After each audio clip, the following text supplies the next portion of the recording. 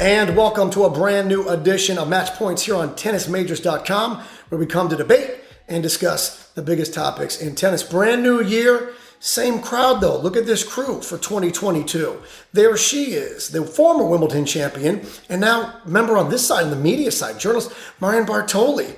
Speaking of, Carole Bouchard is back with us once again, the journalist and author, and of course, Simon Cambers, who covers the gamut of all of that. All right, guys, let's get started. We are doing this now in mid-February. First of all, happy belated Valentine's Day to everyone. I know I don't know if globally it's celebrated the same, but regardless, it's nice to see you all once again. Someone that the world may have to wait to see again is Novak Djokovic. We are all now aware of his interview with the BBC and what he told the world. A, that he was COVID positive in December. B, that he does not plan on being vaccinated. C, he's not anti-vax. And D, he's hoping to play in the French Open and, of course, in Wimbledon. So I want to get your reaction just wide open on what you saw, what you heard from Novak Djokovic, and your biggest takeaway. Let's begin with Carole Bouchard.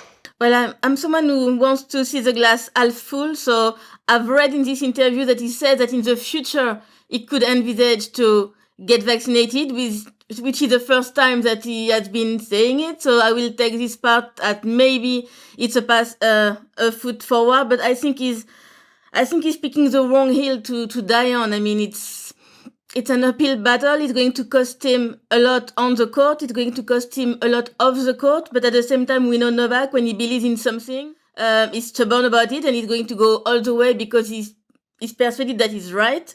But now it's his opinion. And as I'm waiting since Melbourne, we still need to hear from the ATP to opinion, what they're going to do. And we also need to maybe clear the mess that has happened in Australia. And maybe if we clear the mess that has happened in Australia, we are also going to get Djokovic in a better mindset configuration, I want to say. But I would hate to see that the race for the Grand Slam record is going to be played on something that should have never been an issue, but it has been messed up from way too long from a lot of people involved. I don't know what to make of it, really, because as Carole says, it's good. He says maybe he'll take the vaccine in future, but I'm not sure I believe him because, he's gone this far without taking it. We hear today that 99 of the top 100 have taken it, so it's only him who hasn't.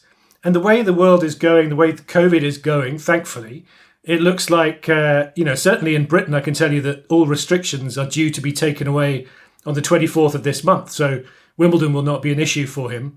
By the time we get to Roland-Garros, I dare say that if things improve in France as they have been recently, then hopefully, they will be removing restrictions too. And there's no reason then that Novak won't be able to play there. So it's almost like he's chosen good timing to say this because, he's saying I'm willing to give up the chance of playing these big Grand Slams, but he really probably knows that he won't have to, except for perhaps the US Open, but it depends how long that goes on. In what we've seen so far, he hasn't shown any sort of, not remorse, because he probably doesn't, I think he doesn't feel like he did anything wrong. He was told he could come to Australia on an exemption. He couldn't in the end for the reasons that he's given. I'm still sort of I'm unclear as to the whole picture. I want to see more. Yeah, I was quite surprised, honestly, with Novak's statement. I thought because the rumors that was going on was more that he was actually getting vaccinated.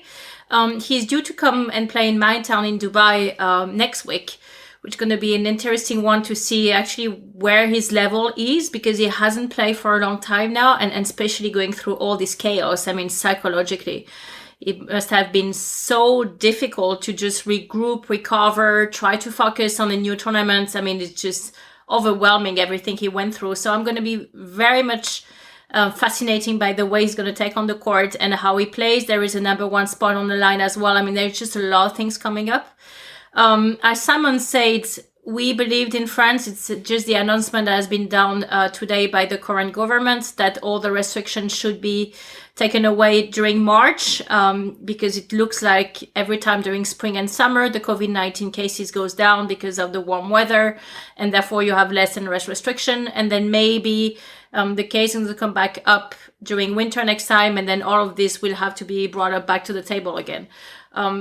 but I was just very surprised because my initial thoughts was he's getting vaccinated after all that mess that happened in Australia. And that was the rumors I heard. So to get that complete reverse opinions was a bit of a shock, to be honest. And then reading it through, it sounds exactly like Novak. Just like Carole said, he's extremely stubborn in all his ideas. When he believed into something, there's just no way can make him change his mind. And he believed that, getting something injecting into his body right now will probably change the way he feels.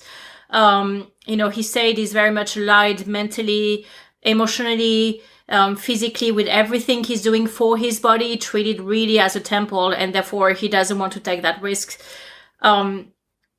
It's just good time that actually, yes, France and England looks to take their restriction away so we can play those 2 Grand Slam. But, it's just, no one would have thought 3 years ago that to determine who is going to win the most of Grand Slam, he will come down to that. I just still can't believe that he's taking the risk and is willing to take the risk to go through down that path. But, he has taken a decision. We all have to respect it. Yeah, just one thing. I mean, it's good that he said that, I'm not anti-vax. But he is anti-vaccine himself. I mean, for himself, that's his choice to not get vaccinated. But what I don't think he necessarily realises is that by saying that, even though he's not saying I'm against vaccines, he is still the poster boy for some of these idiots online, etc., who are using him for their own good, and he needs to realise this. And this is where we come back to with Novak. As you're both saying, he's incredibly stubborn. I do think Novak is badly advised a lot of the time, if even anyone tries to give him advice, because if there was someone giving him advice, they would explain to him to make sure that he makes these points absolutely clear, because he should know that people are using his name to further, conspiracy theories and all sorts of stuff. Yeah, but Simon, there is a difference between being anti-vax and it just not being for you. Just because it's not for you doesn't mean that it's not for you, not to be complicated. But I understand politically where he's trying to ride this fence. He's smart in doing this if he's not going to be vaccinated, though. That's the problem is you can say that he's smart in doing this, but it's a horrible balancing act in many ways. I don't know what he's trying to balance at home, whether his image at home would be diminished a little bit if he said he was in favour of vaccines. Because it's one thing to say I'm not anti-vax. This is the thing, there's a lot of contradictory sides. Because he says he's not anti-vaccine, but he doesn't say I believe in vaccines, which is what a lot of people would want him to believe. And in the BBC report, there was a piece in the online version by the BBC's health editor, Fergus Walsh, where he said what more evidence is he looking for in these things?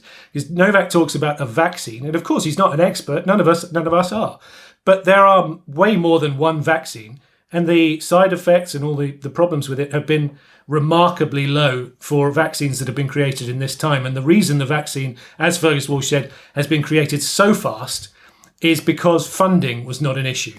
Government sorted out the whole funding problems, which usually make vaccines take years and years and years. I had this feeling last year when people were asking him every week and insisting that the more you insist and the more you're trying to make him, bend, the worse it's going to come, because it's getting personal. It's Michael Jordan. Now it's getting personal with me. And that's the thing. I think it has become personal with him.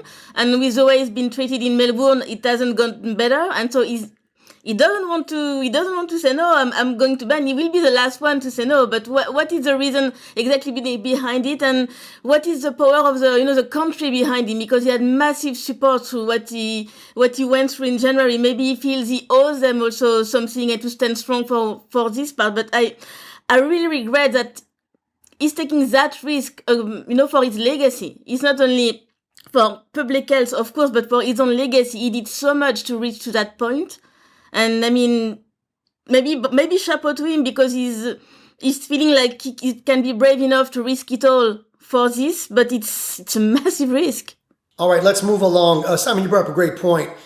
He's not anti-vax, but he also clearly is not pro-vax. So in his attempt to politically kind of ride the fence here, he's not getting it totally right for sure, but he's not getting it totally wrong either. In the court of public opinion, obviously being vaccinated like the other 99 of the top 100 would be the win. It's just not something he's willing to do. We'll see how this plays out. All right, let's continue then on this same subject, but in regards to what happened at the Australian Open, in this entire fiasco, as it was, between he can stay, he's got to go, he can stay, nope, he's got to go.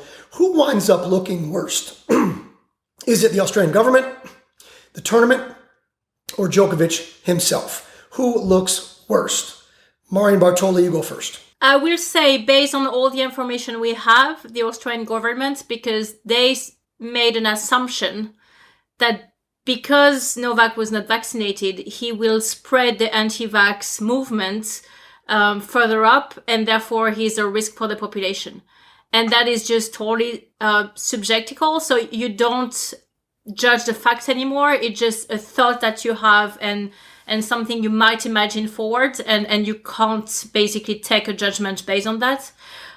So that's where I was really getting extremely confused and quite mad, actually, because if you're Novak Djokovic and someone told you very specifically and clearly that you're allowed to come on the Australian soil and perform at the Australian Open if you have been COVID positive and recovered from it, and you will get that exemption, why you're not taking that flight? Of course you're going to take that flight.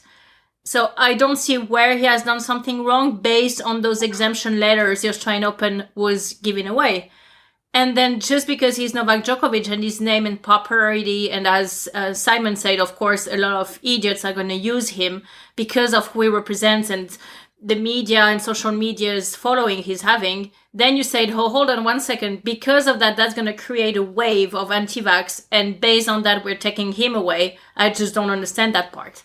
So for me, it's just the whole Australian government who have been dealing with that, especially after the first court trial, which allowed him to go and then practice at the Australian Open, and then you taking out of the country. It just doesn't make sense whatsoever. I agree with Marion that's the government, because in the end you've deported someone for an ID that he hasn't even put out in the open, and right now you have hundreds of people walking in Australia refusing the vaccine, and Novak Djokovic isn't there anymore. And I'm still extremely shocked at the way they've treated him. That was a political stunt based on him, and they got scared, I think, of the reaction of the crowd, and they were like, oh my god, this election, we're going to get screwed, and we need to win those points on himself. But I mean, the guy won 9 times. You've let him in. You've created the whole process of the exemption, and I still have a bad feeling about this because it wasn't fair. I mean, you need. I think that's also a good lesson for the sports instances. You can't take that kind of risk. Make sure that it's iron-made, that you're telling the guy you can come, and he can. We are living it's not a bubble. Like tennis players need to understand that the world is, lots of conflict of interest. But in the end, I still can't understand how they've done that to him. I mean, the retention center twice, the way they treated him, threatening him to ban him for 3 years from the country. I don't see how they can look good on that. And they got lucky. You know what? They got lucky that they got 2 fantastic winners, because if not, it would have been going south pretty quickly. Simon, before you answer, I want to ask you on top of this. Obviously, all parties kind of look bad. Doesn't the tournament look a little selfish and perhaps a little bit greedy in almost attempting to circumvent the government, trying to find ways to keep him in the tournament? Who gets the most blame? And then to what I just addressed. Yeah, I mean, I think it sort of depends whose eyes you're looking from, whether you're looking from Australia. Some of the people were embarrassed about the way Australia's government handled Novak and put him in the detention centre, etc. But a lot of people were very angry that Novak tried to come without getting vaccinated. I think part of the problem started when Novak, clearly thinking that he had the right to come, posted that thing on social media where he said, I'm coming, I've got an exemption. It rubbed people up the wrong way, immediately started things going wrong. But I think you're right. Tennis Australia have a big question to answer that we haven't heard about yet, is why they allowed Novak the exemption or the possibility to apply for an exemption well after the deadline that they set themselves. Now, I know he's world number 1. I know he's a big deal. But they created an issue for themselves immediately by doing that.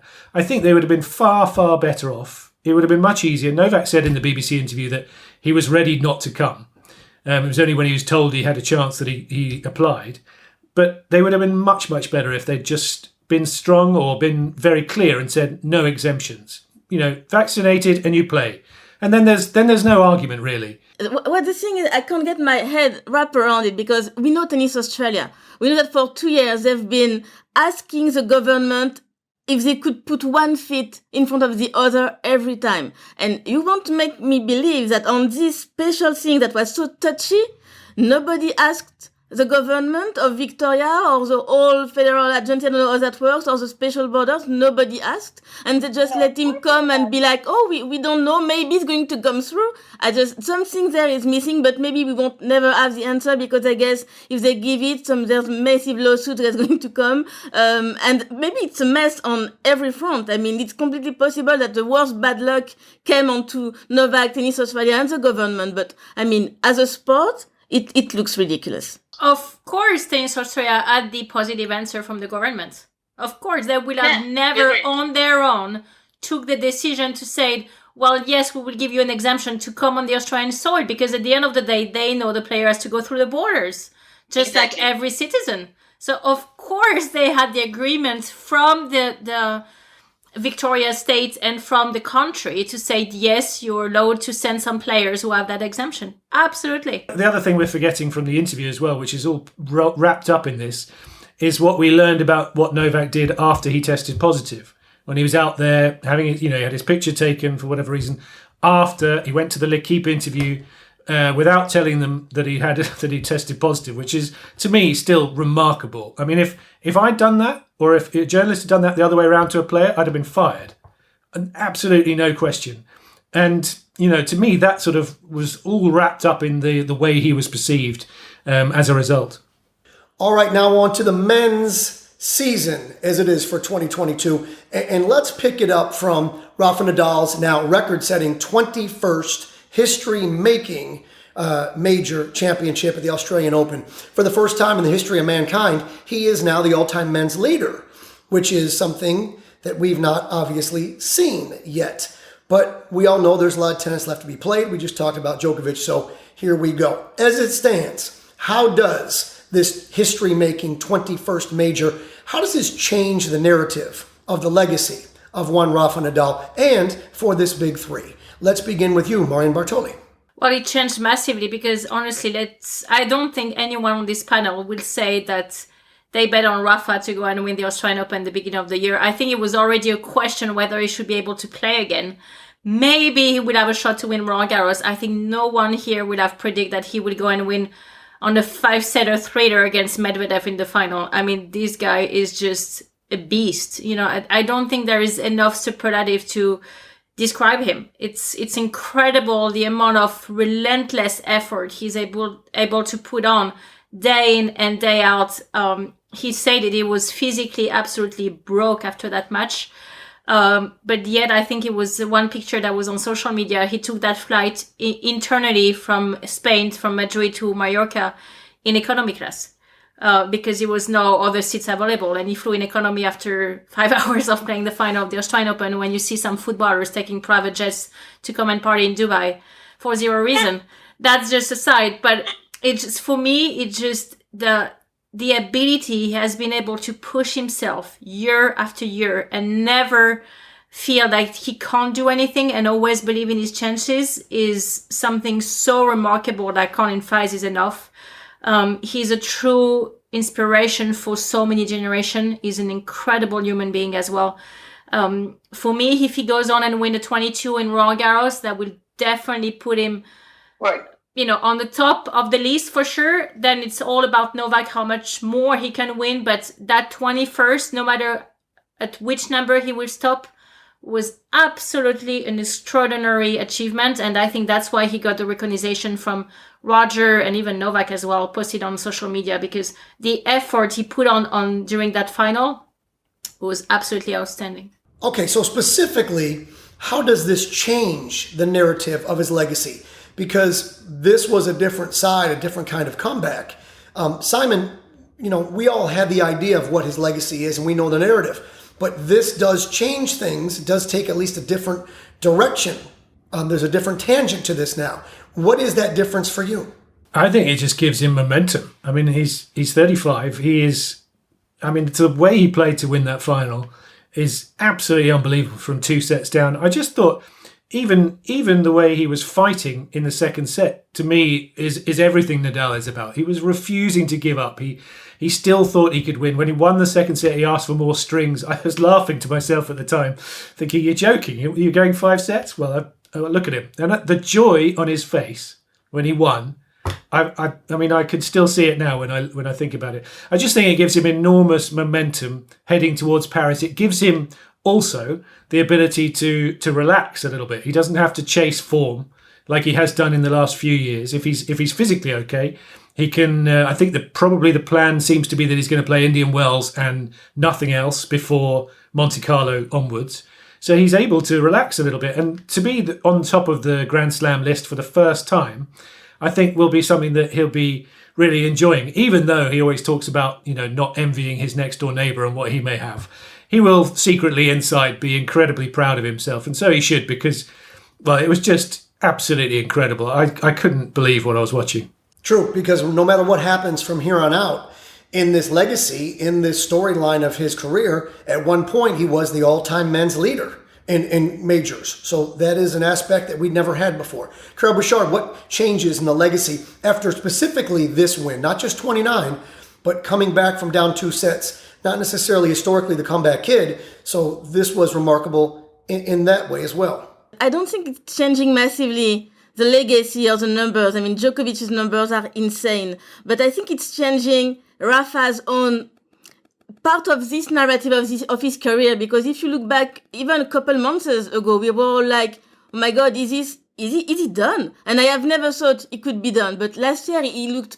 Something was off, and you're like, maybe that's the last time. But what he did in Melbourne, it's amazing for him, because it may be the last push that he can get even better things now. And maybe he wasn't even believing it anymore, because he had so many injuries, and Novak was so strong, the younger ones were coming. So I think for himself, not even legacy speaking, but how much more he can play, I think maybe Melbourne is going to be the reason why in 3 years' time he will still be here. And I mean, I still can't believe he won that one. I always believe he can do anything, but this one coming from nowhere, because he had a preparation that was hampered by COVID, by the food, by everything. I mean, it's also a proof of the mindset, the importance of the will.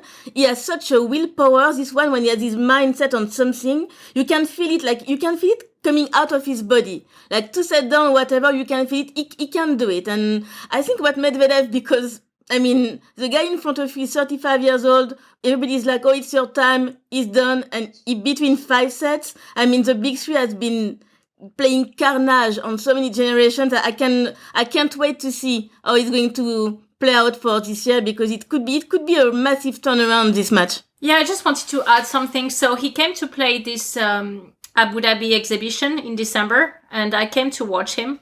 Mm-hmm. He was playing a practice set against Rublev. He got killed in that practice set, Rafa. He lost, I think, 6-1 or 6-2, couldn't touch the ball. He was so mad at himself. Carlos Moya was on the court. Mark Lopez was on the court. His whole team was on the court, and he just couldn't get a game. He was just getting winners after winners. He couldn't move. His leg strengths are just reduced massively, because I think he was not able to do a lot of fitness training as well due to his foot injury. And when you look at him, and he lost, I think, all his matches during that exhibition, it was just no way. 1 month later, he will go on and win in 5 sets against Medvedev in the final, with just no chance. But this guy is able to sort of revival constantly. You think he's done, and then he comes back. And you think he's done, and then he comes back. He has done it so many times that I think, as Simon said, that would give an extraordinary momentum to say, hold on a second, I thought I was almost done with my career, but now I can maybe win 3 or 4 more. You know what? It's just not only Novak anymore. I can be part of the game as well. It's not just the first time that he's the all-time men's leader, but it's also a way of saying to the next gen that we talk so much about, not yet, fellas. You're not here yet. Spare a thought for them. For them, because good Lord, that must be so tough, because like Novak is out, you're like, oh wow. That's the boss. The boss is out, finally. And boom, you get a return of Rafa Nadal. Nobody saw it coming. But also, the comeback that he got in this final, for me, is also the definition of the power those 3 guys have on the rest of the field. Because I mean, you can't kill them, and it's in their brain. Oh my God, they're going to come back. And I think that as long as it's still in the brain, they're going to come back because they can feel it. They can feel the fear. It's fantastic to watch as the mind games at this level. I don't think we're going to see that ever again. I can't imagine that, really. All right, so let's move on then to just that. And let's sum up this remarkable all-time men's final. Was this more a case of a remarkable comeback by Rafa Nadal or a remarkable collapse by Medvedev? Which is a better summary of what we witnessed in the Australian Open Men's Championship? Carole, let's begin with you. Comeback or more collapse? Oh, that would be too tough to talk about a collapse. I think, Rafa has so much more experience of those big matches than Daniil, and the fear factor is so there. And Daniil I'm sure he wasn't expecting to see Rafa playing that well. And when somebody like Rafa starts to play well and put the pressure, the intensity, it's crazy, and you don't have the experience to get out of it. And so I really think Rafa go for it, and he made it turn around. I wouldn't call it a collapse. You have 35 years old, ex-number one, 20 Grand Slam under the belt, and you're fighting with one. I mean, with the crowd and everything, I really think Rafa went and took it. Yeah, it's a Nadal comeback. It's not a collapse. He didn't mentally collapse. He didn't sort of fall apart, Medvedev. It wasn't, he was right there at the end. He almost won it in the fifth set, so he didn't go away. Maybe he didn't play his best from the third and fourth sets, but as I said, Nadal was coming back in that second set mentally. He was fighting all the way, and I just think, you've got to give Nadal all the credit. And Medvedev, if you pile the blame on him, it's really unfair. I think he knew in the back of his mind, he said, oh my God, I didn't convert then, what about if? And I think when you start to have that what about if question coming into your mind when you play against someone like Rafa, that's it. The doubts start to get into your mind, the doubt starts to creep in, and you could see his serve was not going anymore. He couldn't move the same way anymore. He started to call for the trainer, and the whole thing started to change. All right, let's stay now on the men's side. And this question may be a little quicker. From the beginning of the season as a whole to where we are now, which player on the men's side has taken the biggest step forward and which player has taken the biggest step backward? Simon, you want to get us started? The two Canadians for me. Denis Shapovalov showed everyone in Australia that he has the game, I think, to win a Grand Slam. I completely agree with Patrick Mouratoglou, who said, the fact that he was so angry shows everything about his desire and his fight. And he was really annoyed with a champion behaving the way he thought a champion shouldn't. And that to me tells me that he has the mentality that will drive him on in the future. He has all the talent in the world. I think for me, I've said it before, if he puts it all together, and it is a big if, he will be the best player in the world of the new generation. But it's great to see Felix finally win a title. I mean, thank God for that, because the bloke must have been crying himself to sleep at night after each final. But he's such a great guy, Felix Auger-Aliassime, and now becoming a really great player, very consistent in the Grand Slams. I think he's going to take a big step up. He could be really dangerous at one or two of them later in the year. You bring up a great point on Shapovalov. You remember when he was unhappy with Rafa Nadal, when Rafa came forward, he didn't back down. He said what he said to his face is what he was saying to the chair umpire. He's not intimidated. It appears there's another level of confidence and maturity. Carole, you're shaking your head. Oh, no, because he's entirely something else, this one. He lost in Rome with so many opportunities against Rafa, and he was mad. And he believes so much in himself, and it's fantastic to see, because he gets this lightning in his arm. He can do every shot, but the mindset is like, I belong here, and you're going to get out because I want to win. And you need to see that. You need to get those young players to win. It's tough to pick one. I mean, I'm happy for Felix that I won't say finally, but he's 21 years old or something. Simon, I haven't heard your step back. Who is your step back? My step back would be Zverev, because I don't know, there's something that he has this block in Grand Slam. He always finds excuses. This time it was, but people were telling me I was going to become the number one. I mean, what's next? At some point, just stop with the excuses. Just own it and go for it. For me, that's a step back, that there's something that is still not clicking. And I want to just step forward. I'm tempted to put Medvedev, because he's hanging in there. I mean, he's dealing with the pressure of being the favorite. He was in that final. He didn't have the best preparation. He made it through. I think maybe people will underestimate what he's doing right now, but it's the only one from his generation that is standing up again and again against Djokovic and no Rafa, and that's not easy. Interesting. Some would argue the opposite. They would say Medvedev took the step back, not forward. Marion, who so far is taking the biggest step forward on the men's side, and who's taking the biggest step back? Wait, first I want to hear Simon on the step back. You give at least you've given me enough time to remember who lost, which is very handy. Thanks, Marion. Andrei Rublev for me. I feel like he's reaching a mental block in these big tournaments. He's got a big game, but he doesn't believe yet. You have Sinner too, who seems completely lost right now, and I can't understand why. But at the same time, those two players are ready to win big right now? Is it not unfair to call them, step back, because were they really the one to claim a title? So it's what do we call a step back? That's a tough one. Well, step forward, I will agree with Simon, but I'm going to change names because it's quite boring if we all say the same thing. I will say Gael Monfils, because he won a first tournament, he won in ATP in the first week, then he got far in the Australian Open. He started to play much better, and I remember last year when he lost in the first round, he was in tears, he was just breaking down, and to see him this year playing so well, winning so many matches, I think for him, at the stage of his career he's at, was a big step forward, just to give him, like Rafa, of course not at the same level, but that momentum back again, that he knows he can do it. So that was, very nice to see on the French side. And then step back, I would agree with Carole and Zverev. We all see him after winning the Masters once again, that he was finally carrying this momentum. He made the final of the US Open against Thiem. I mean, he had everything for him. And then again, you have that big step back when he just can't deliver on a Grand Slam once again. So for me, that was really the biggest disappointment. All right, fair enough. Moving on now, I'm going to give you 3 names, and I want you to tell me which of these players is now closest to a Grand Slam win in 2022. Is it Shapovalov?